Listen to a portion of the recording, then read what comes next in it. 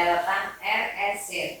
Halo sahabat Yampi, hari ini kita kehadiran dengan pengusaha muda yang keren.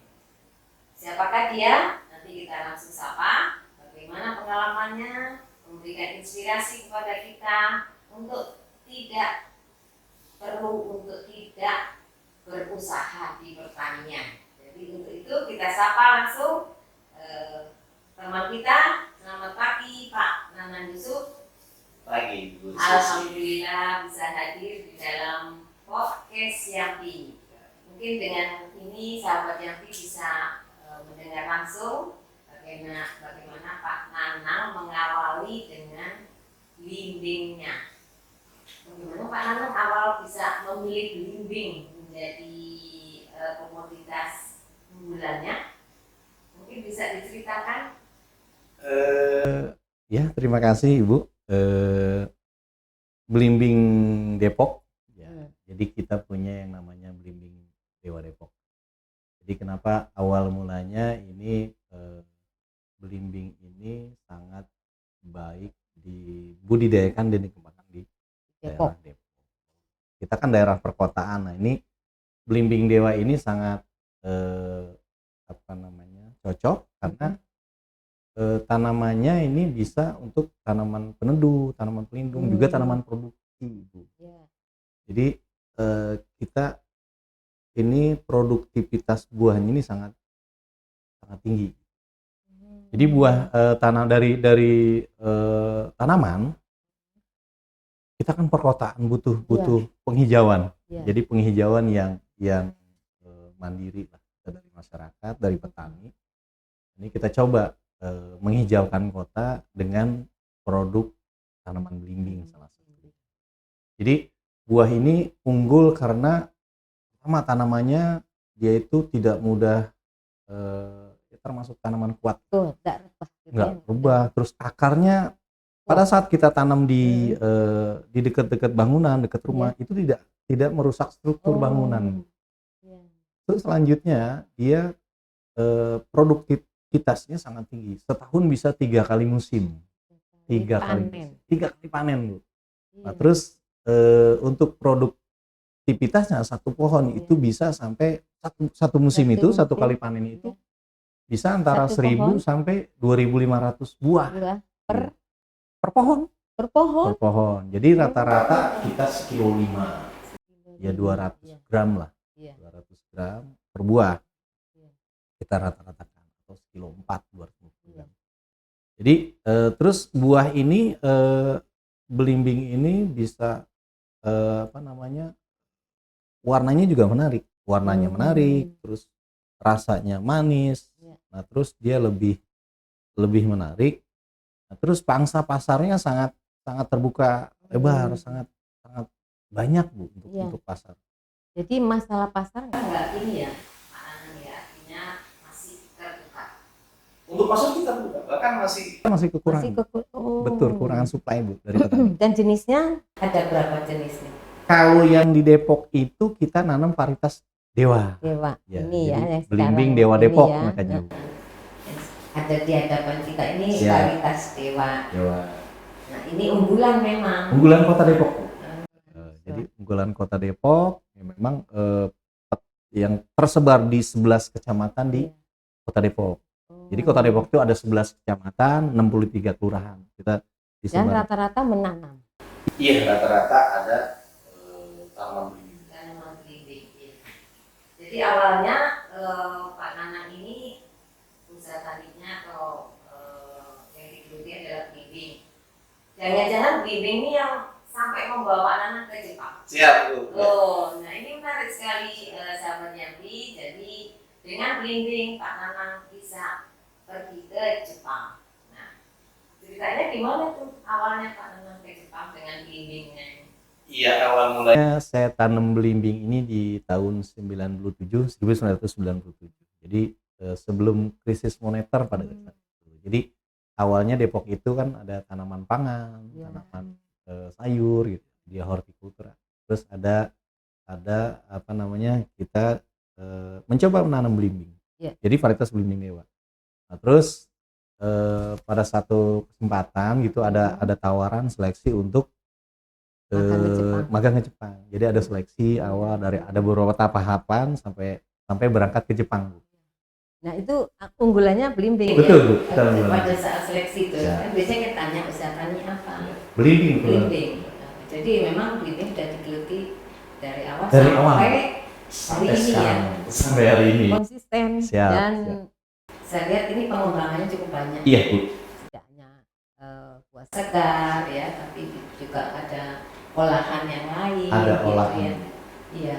Pak Nana, kalau belimbing ini kalau kita bicara bisnis ya, perlu berapa luasan untuk kita bisa mencapai komersial itu? Kalau untuk komersial, Bu, skala bisnis sebenarnya dari 100 batang itu kita sebenarnya sudah cukup. Dengan jarak tanam berapa? Kita jarak tanam pakai 6 kali 6 meter. 6 kali 6 berarti sekitar berapa sih? 2.500 per hektar itu ya idealnya rata-rata 250 ya. 200 meter 200 batang sampai 250 pohon. Jadi kalau karena ini tanaman yang produktivitasnya juga lumayan tinggi, jadi sebenarnya ya nggak begitu luas. Yang penting kita pandai merawat tanaman ini. Jadi dia terus menerus berbuah. Bahkan tidak mengenal musim. Jadi tidak mengenal musim. Kalau setelah panen itu bisa langsung berbuah lagi, kita produksi lagi gitu. Selama ini adakah mengalami terus tidak ada buah gitu selama ini memelihara ini? Iya. Kalau ada tantangannya juga. Memang ada saat tertentu misalkan pada saat kemarau yang agak panjang. Itu biasanya ya paling kita bukan tidak berbuah tapi produksinya yang tidak maksimal. Berkurang ya. Jadi umpamanya yang biasa kalau bagus itu sampai 2.500 buah. Nah ini mungkin nggak mencapai maksimal. Iya, tidak maksimal. Tapi tetap berbuah ya. Tetap berbuah. Kan dia juga sebenarnya tahan air, cuma nanti karena ini buah ini di atas 90% adalah air, jadi memang sangat butuh air. Dan juga memang tanaman ini kan menyerap air juga, menyimpan air. Jadi rata-rata tanaman belimbing di kita ini ya memang untuk konservasi juga, Bu. Jadi air hujan yang ada yang jatuh misalkan dari genteng misalkan bisa langsung dimasukkan melalui sistem biopori, Bu. Jadi setiap pohon itu kita ada biopori. Jadi ini penyiramannya tidak hanya langsung ya, tapi melalui itu ya. Jadi sistem menyimpan air. Jadi tabungan air, Bu. Jadi kita perkotaan yang tabungan air, atau juga kita tanam di sepanjang. Jadi bisa di galengan, di pohon. Bisa. Itu ada kita juga ada tabulapor. Yang tidak punya misalkan tanam halaman bisa. Atau di gentong. Iya, di gentong, di planter bag. Jadi belimbing ini sangat mudah dikembangkan. Terus sangat efektif untuk produksi buah. Selama ini sudah berapa luasan yang dikelola oleh Pak Nana? Kalau luasan secara pribadi kita paling ya 0,5 hektar lah. Tapi saya bekerja sama dengan beberapa kelompok tani. Jadi di Depok itu ada banyak kelompok tani belimbing, khusus belimbing, Bu.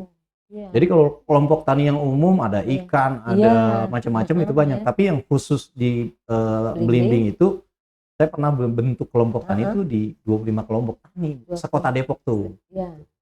Sampai sekarang? Sampai sekarang. Dari 25 menjadi iya, memang ada penurunan karena di kota ini kan ada perubahan tata ruang, ya mungkin ada alih fungsi lahan. Jadi mungkin ada beberapa kelompok yang memang sudah sudah menyusut lah gitu.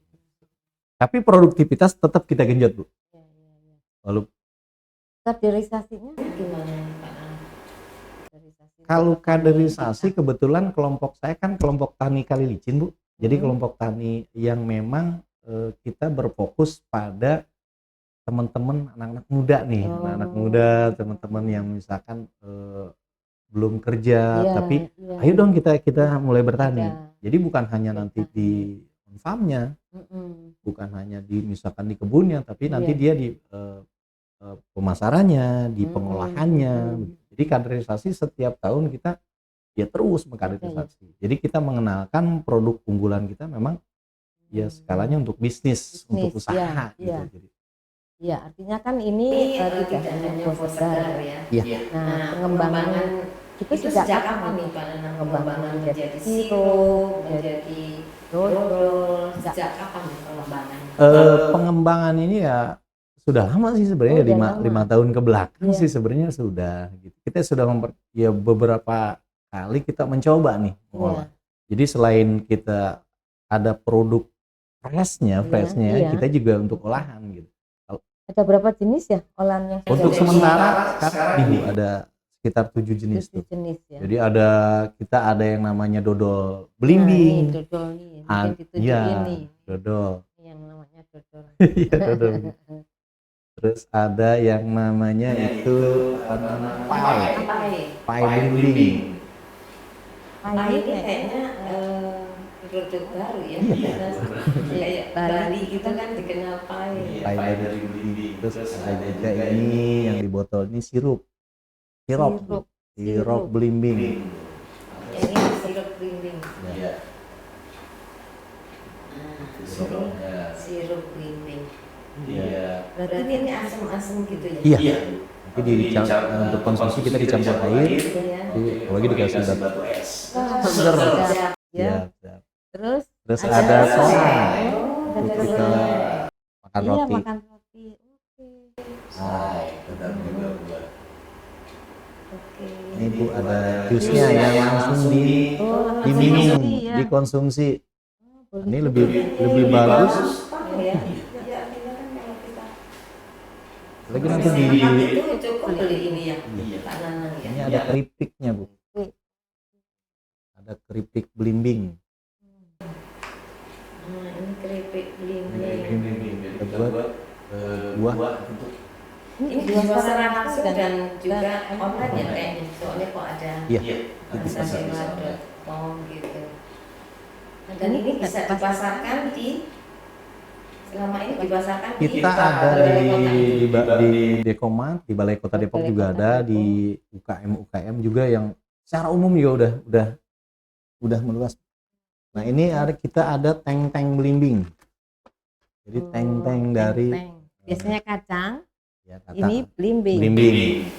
Tank belimbing. Di macam-macam. Jadi ini kerjasama dengan beberapa UMKM ya. Iya. Kita kita kerjasama dengan UMKM. Jadi otomatis tadi selain para petani, jadi kan di belimbing ini efek yang processing itu maksudnya. Iya. Jadi dari kebun terus nanti processing itu kan membutuhkan banyak tenaga kerja. Iya. Jadi kita dan juga buah segarnya banyak. Iya, processing itu ya. Ini bisa dipenuhi selama ini oleh Kota Depok sendiri. Tidak perlu ini dari luar, belum. Perlu impor dari luar ya. Iya. Dan ini kan memang lokal ya. Lokal. Dan ini ya alhamdulillah Depok ini punya produk yang khas. Jadi kenapa produk khas? Jadi belimbing dewa ini tidak semua daerah itu bisa ditanam di daerah, misalkan di Indonesia itu tidak semua daerah bisa ditanam belimbing. Seperti buah yang lain gitu. Jadi dia buah yang spesifik Bu. Nah, terus kedua juga SDM di Depok ini memang sudah mumpuni. Jadi ini untuk produk tinggi itu kayak gimana ya? Orang Depok tuh udah ahlinya. Gitu. Iya. Jadi selain tadi spesifik lokasi, jadi mungkin SDM-nya sudah mumpuni. Iya. Mungkin yang penemu pertama itu ya almarhum siapa yang penemu belimbing. Dewa ini kan Bapak Haji Mubin Usman masih ada. Masih ada. Di Wijaya Tani, bukan Wijaya Tani. Ini pertama gitu ya. Ya. Jadi yang menyatakan bahwa Depok ini cocok untuk belimbing itu Bapak. Iya. Iya, sebenarnya dari Kementerian Pertanian tuh, dari Kementerian Pertanian ada program namanya.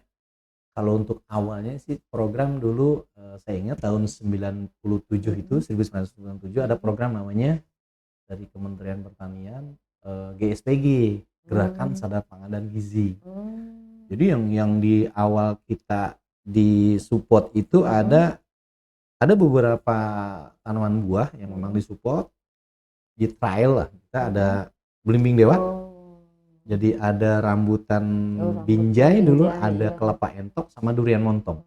Tapi yang berkembang secara meluas di Kota Depok adalah belimbing dewa. Jadi yang paling cocok belimbing dewa. Berkembanglah terus. Kebetulan saya juga salah satu penangkar benih belimbing ini menyalurkan ke seluruh wilayah di Kota Depok. Kota Depok ya. Dan menurut Pak Nanang Nanti prospeknya cukup menjanjikan. Iya, ke depan Bu, kita untuk beberapa waktu yang lalu kita ada penawaran untuk beberapa pasar modern di Jabodetabek bahkan seluruh Indonesia. Kita juga memang sudah di toko buah dan pasar modern ya sudah ada. Sudah masuk ya. Untuk ke depan juga untuk tawaran ekspor juga sebenarnya banyak gitu. Cuman kita masih terkendala lahan Bu. Jadi permintaan tinggi cuma lahan kita masih sangat. Kalau ini ditanam di luar Depok beda rasa. Otomatis beda nanti produktivitas juga beda, terus rasa juga beda. Jadi ini memang nggak bisa keluar ya. Ada beberapa daerah memang yang bisa. Gitu. Ya. Udah diuji ke daerah Depok kalau di luar Depok sementara ini ada di Kabupaten Bogor, di kecamatan misalkan Bojogede, di daerah Lajur Halang itu masih bisa. Masih bisa. Kita juga sempat di daerah Jogol, di Cariu, di daerah Wiliang juga pernah saya coba juga. Ya kalau belimbing ini untuk promosi kan kita selama ini ada berbagai daerah Bu di provinsi. Saya juga tanam bibit di berbagai daerah. Nanti informasinya seperti apa. Tapi yang sejauh ini ya hanya beberapa daerah lah yang cocok. Ya kalau DKI Jakarta ya sebenarnya masih bisa cocok DKI Jakarta kayak daerah Tangerang Selatan, Jabodetabek. Iya, Pak ya. Jadi MDPL-nya masih bawah. Jadi masih dukungan dari pemerintah daerah kabupaten kota Depok ya. Selama ini bagaimana Pak Nanang untuk pengembangan belimbing? Kalau terutama dinas siap yang mungkin perindustrian juga ya, karena ini ada processing itu, terus mungkin kooperasinya gimana Pak Nanang selama ini? Kalau untuk pemerintah alhamdulillah kita support yang luar biasa. Makanya kan sempat jadi belimbing itu jadi ikon kota. Sempat jadi ikon Kota Depok. Jadi buah unggulan maskotnya kota itu kan ya buah belimbing gitu. Sampai tersebar seantero di Nusantara lah. Kalau kita dari Depok mana belimbing gitu, mana belimbing dewa gitu. Jadi memang kita beda. Jadi kita belimbing dewa itu beda. Ya supportnya alhamdulillah. Dari segi misalkan kita dinasnya dinas DKP 3. Ya dari segi nanti pendampingan, dan support dari nanti alsintannya, terus dari pelatihan kemasan gitu ya, mungkin terus nanti untuk olahan gitu branding. Terus kalau olahan kita biasanya itu nanti di KUM-nya, dinas perindustriannya itu Bu. Jadi nanti kalau udah diolah ya dinasnya beda Bu. Jadi perindustrian. Paling enggak kan hulunya ini. Iya Bu. Iya kan? Sehingga keluar ini nanti Jadi yang nomor satu ya ini. Betul. Kalau dasarnya kurang bagus, ujungnya juga. Mungkin yang di sini nih ya, karena namanya yang harus dijaga kualitasnya dan dikembangkan itunya. Selama ini tantangannya apa dalam pengembangan belimbing ini? Kalau pengembangan kita yang pertama sebagai petani, kita petani yang modern lah, kita harus menjaga 3K. Jadi 3K itu kualitas, kuantitas, kontinuitas. Dari segi kualitas kita jaga nih, produk kita harus benar-benar memang yang quality yang memang kita berani nanti bertarung, berani bertanding, kita siap dengan Jaga produk-produk, mulai produk kualitas impor ya. Bu. Ya kita Iya. kita bersaing lah. Iya. Terus juga dari kualitas kuantitas. Mm-mm. Jadi kuantitas itu yang memang secara produksi kita bagaimana cara meningkatkan produktivitas tanaman Produktivitasnya gitu. ya, dan Selain lahan juga perlu ini ya. Iya lah. lahan ya. lahan juga kita mencoba ada lahan-lahan misalkan pasus-pasum, lahan-lahan Mm-mm. misalkan lahan tidur kita coba tanam belimbing. Jadi Kontinuitas itu ya. betul. Jadi penghijauan nanti kita penghijauan dengan tanaman produksi, tanaman produktif. Terus kontinuitas. Ya gimana apa Ada namanya? terus gitu ya. Kita selalu ada gitu. Ya tadi kita belimbing ini kan kita tersebar nih beberapa Iya. kecamatan nih, beberapa wilayah misalkan. Nah, kita coba nih, jadi di wilayah ini ya produksi sekarang gitu. Nanti yang bulan minggu depan, jadi terus ada Bu. Iya. Jadi apa tuh ya? Kalau di program kelompok tani itu nanam yang bergantian tuh, iya. ya sehingga ada terus gitu Iya. ya Pak Nanang ya. Karena kalau belimbing mah sebenarnya bisa polanya bisa kita apa namanya? Bisa kita atur lah Bu. Jadi misalkan dari kita pola pemangkasannya dari awal nih, pemangkasannya jangan bareng nih. Misalkan dari kita yang wilayah sini kita pangkas minggu keberapa, pangkas dulu nanti ini mulai koordinasi di 26 kelompok itu. iya 25 kelompok. Jadi kita koordinasi nanti masing-masing wilayah atau spot-spotnya yang ada di kebun yang ada di Depok. Jadi bisa kita tahu nih yang mana yang panen, mana yang belum. Yang Jadi berapa kecamatan? kita ada 11 kecamatan. 11 kecamatan, 63 kelurahan. 63 kelurahan. Ya, ini yang bergilir ya. Ya nanti artinya bergilir dalam hal budidaya ya, dari mulai Tadi pemangkasan atau panen dan sebagainya gitu. Terus peran penyuluh bagaimana Pak? Peran hal ini. Iya, peran penyuluh juga sebenarnya ya kita ajak Bu, kita gandeng, kita sama-sama. Jadi bagaimana para petani ini ya tadi pelatihannya, ayo kita sama-sama ikut. Kita ada pelatihan misalkan pelatihan pemungkusan, pelatihan pemangkasan, pemangkasan nanti pemupukan apa sih? Iya, nanti sampai pasca panen. Pemangkasan ini yang pakai itu ya, karbon itu ya? Sekarang karbon sudah tidak. Oh. Sekarang kita pakai plastik, ya macam-macam plastik. Pembungkus kita ada bukan hanya satu, Bu. Kita umumnya banyak lah. Iya. Ada plastik mulsa, ada bisa juga koran, ada juga plastik putih, ada juga kita. Ada pengaruhnya terhadap Pak ininya rasa.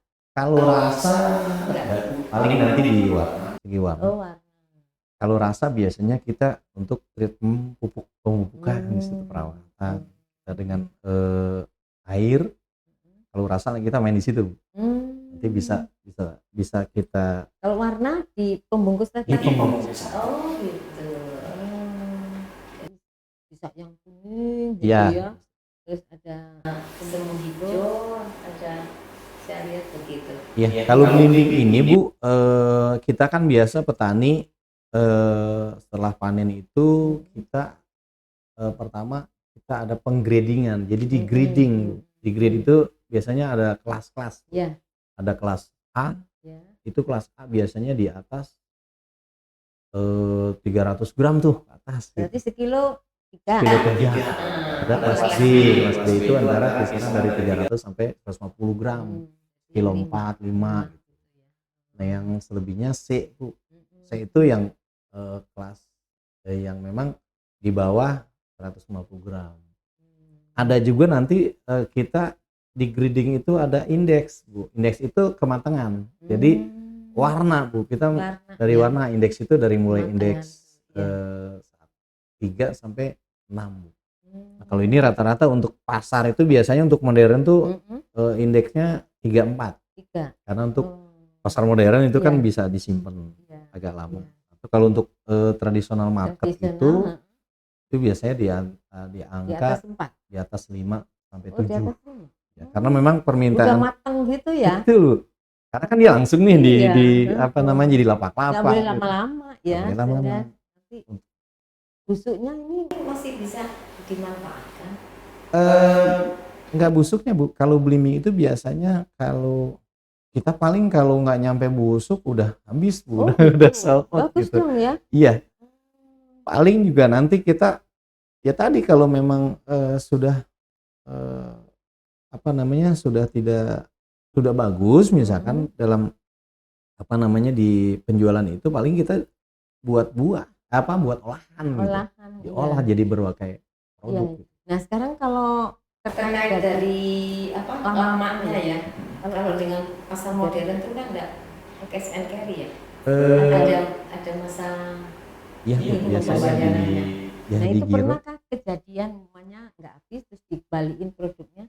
Enggak, Bu. Kalau Oh, kita pakai sistem putus, Bu.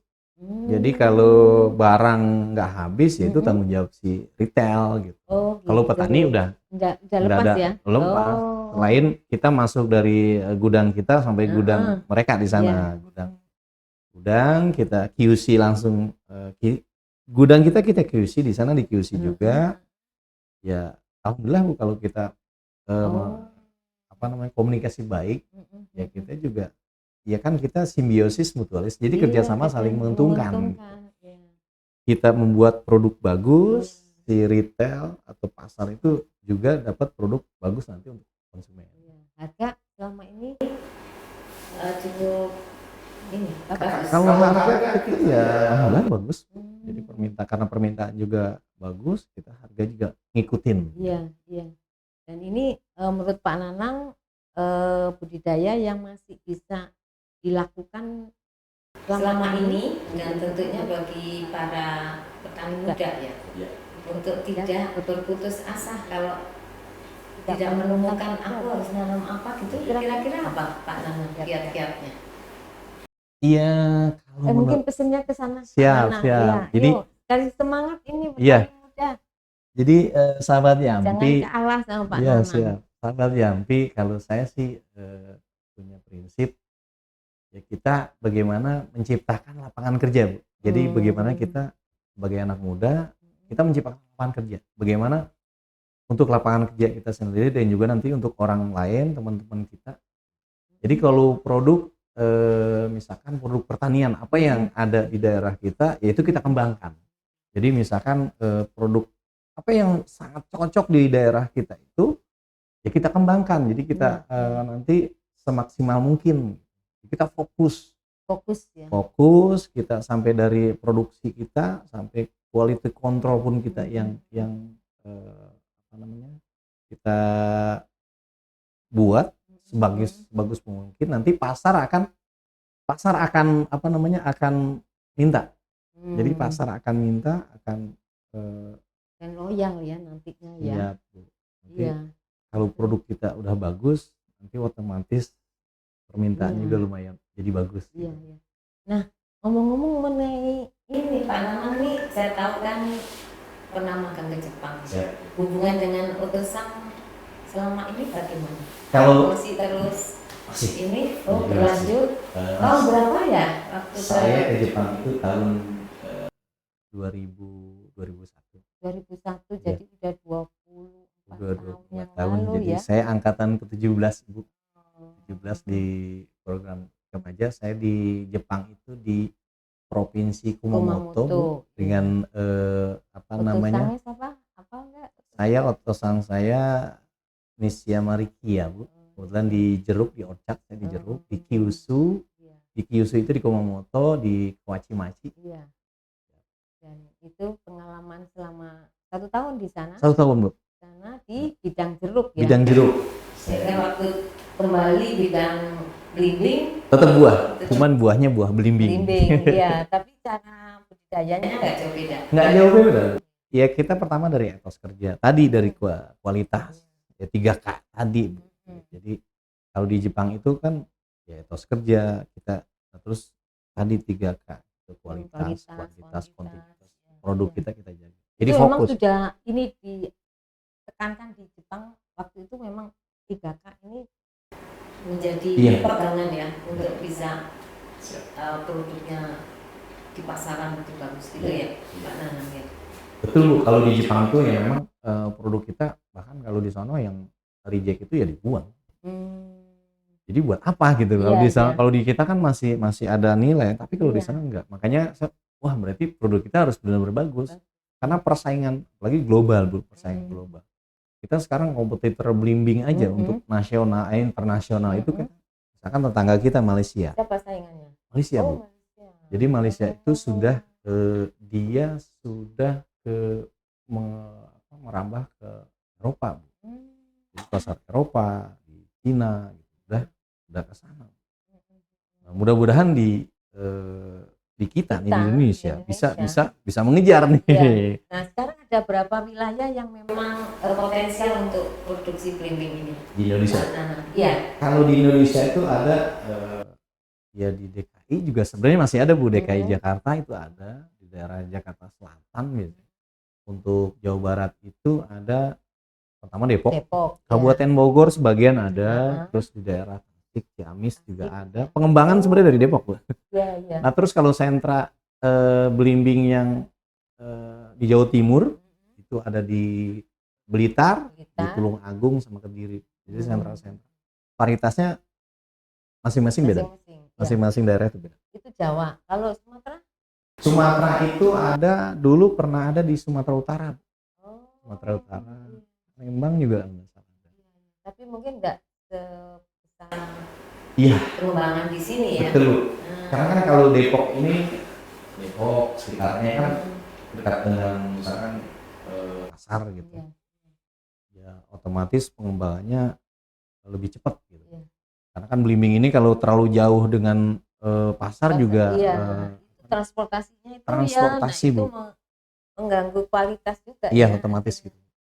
Jadi memang harus dekat dengan sentra. Ya. Jadi Bu. kalau menjadi komoditas perkotaan cocok ya. Cocok sekali. Karena ini kan dekat dengan pasar ya. Iya. Nah, kalau jauh, nah itu tadi ya mungkin perlu dipertimbangkan transportasi. Kualitas dari buah itu akan terganggu. Menurut Pak Nanang nih, bagaimana upaya kita tadi ya, dicontohkan Pak Nanang tuh Malaysia bisa ekspor gitu ya.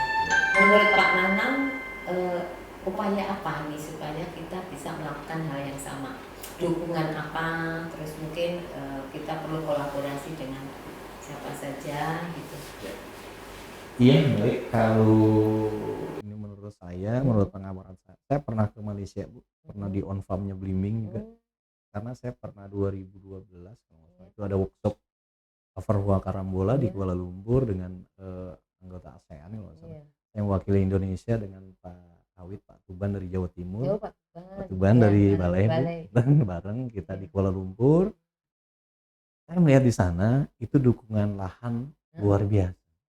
Jadi lahan untuk petani. Jadi lahan ya, dukungan pemerintah ya. Pemerintah itu menyiapkan lahan untuk para petani yang ingin maju. Iya. Jadi lahan nanti disiapkan, lahan di sana kan sebenarnya kalau nggak salah balak liar itu disulap jadi nanti lahan produksi.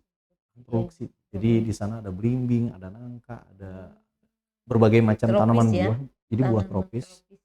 Iya, itu lahan. Terus kedua, support dukungan misalkan teknologi, terus ada juga infrastruktur. Jadi di lahan itu dibangun misalkan untuk ada jalan, ada listrik misalkan untuk pergudangannya, terus ada juga sarana pergudangan untuk misalkan litbangnya juga berperan untuk penelitian pengembangan. Jadi berkolaborasi untuk meningkatkan produksi terjangkau. Kan kalau misalkan di Malaysia kualitas itu tadi ya. Iya. Jadi lahan, terus dukungan sarana, dukungan misalkan permodalan. Jadi permodalan. Jadi lahan bukan milik, Bu, tapi misalkan hak guna usaha. Lahan negara misalkan. Ya nanti dipinjamkan dengan kita. Kalau di Malaysia atau di Jepang itu kan sebenarnya diseleksi. Jadi kalau di negara-negara yang sudah maju, sebenarnya mereka susah nyari SDM pertanian gitu. Lahan banyak, SDM-nya susah. Kebalik sama di kita tuh. Mungkin yang saya amati di kita itu SDM-nya kita banyak, lahan kita kekurangan. Padahal kan negara kita negara agraris, Bu, negara agraris. Ya mudah-mudahan ke depan para petani kita yang khusus ex Jepang ini yang memang mau jadi petani maju, petani modern. Jadi bisa diberikan lahan. Jadi lahan itu diberikan dengan support ya dukungan lainnya ya. Iya.